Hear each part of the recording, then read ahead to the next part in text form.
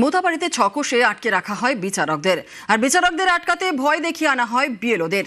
এসবের মাথা ধৃত আইএসএফ নেতা গোলাম রাব্বানি। যাদের নাম বাদ গিয়েছে তাদেরও জমায়েত করতে নির্দেশ দেওয়া হয়। এনআইএর নথিতে মোথাবাড়ি কংগ্রেস প্রার্থীরও নাম।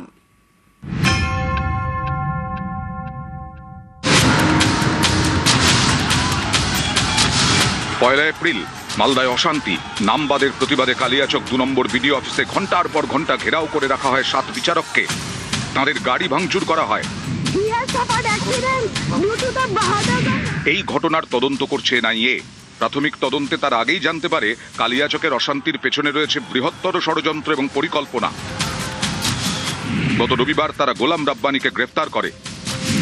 তিনি মালদার মোথাবাড়ি পঞ্চায়েতের আইএসএফ সদস্য। আইএসএফ কে কালিমা লিপ্ত করার চেষ্টা হচ্ছে, এর কোনো ভিত্তি নেই। আইএসএফ কোনোদিন আইন বিরুদ্ধ, সংবিধান বিরুদ্ধ কাজ করে না। স্থানীয়দের জিজ্ঞাসাবাদ করে এনআইএ জানতে পেরেছে পয়লা এপ্রিল পরিকল্পনা করেই বিচারকদের আটকানো হয়। এর জন্য হাতিয়ার করা হয়েছিল এসআইআর এর কাজে নিযুক্ত বিএলওদের। আইএসএফ নেতা গোলাম রাব্বানির নির্দেশে ভয় দেখানো হয় একাধিক বিএলওকে। বিএলওদের বলা হয় যাদের নাম বাদ গেছে তাদের নাম তালিকায় তোলার জন্য গ্রামবাসীদের হয়ে বিচারকদের কাছে দাবি জানাতে। শুধু তাই নয়, বিচারকদের আটকে রাখতে বাদ যাওয়াদের জড়ো হওয়ার নির্দেশ দেওয়া হয়েছিল।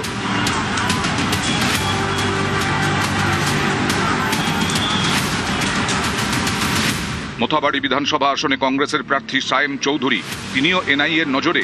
গত রবিবার তাঁকেও জিজ্ঞাসাবাদ করা হয়।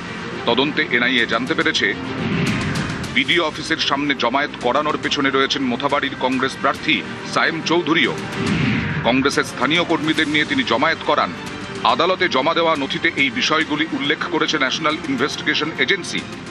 এনআইএ বড় একটি রেপুটেড অর্গানাইজেশন, কিন্তু এখন যারা এই ডিপার্টমেন্টে কাজ করছে তারা কি তাদের সত্তাকে বেঁচে দিলে? সাধারণ মানুষ, তাদের ভোটার লিস্টের নাম নেই, তারা বিক্ষোভ করেছে। আর তা নিয়ে আজকে এনআইএ দোষ খুঁজতে বেরিয়ে পড়েছে জাতীয় কংগ্রেস। আর কত দালালি করবে? তৃণমূল কংগ্রেসের ভোটের অনুপ্রেরণায় পশ্চিমবঙ্গে কি করে মিন ঢুকতে পারে, হুমায়ুন কি করে বাবরি মসজিদ তৈরি করবে বলার সাহস দেখাতে পারে। পুলিশ পর্যন্ত আক্রান্ত, পুলিশের পরিবাররা আক্রান্ত। তৃণমূলের বিধায়ক নিজের পরিবার নিয়ে মুর্শিদাবাদ ছেড়ে অন্য জায়গায় চলে গেছেন। এখন আপনারা যদি সচেতন না হন, আগামী দিনে এটা বাংলাদেশ হয়ে যাবে। এগুলো তো হচ্ছে সব বোঝাই যাচ্ছে কে কার সঙ্গে কাকে কি করছে।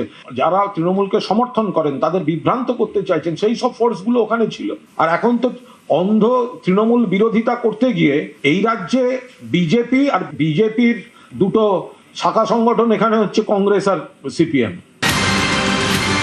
নিউজ 18 বাংলা।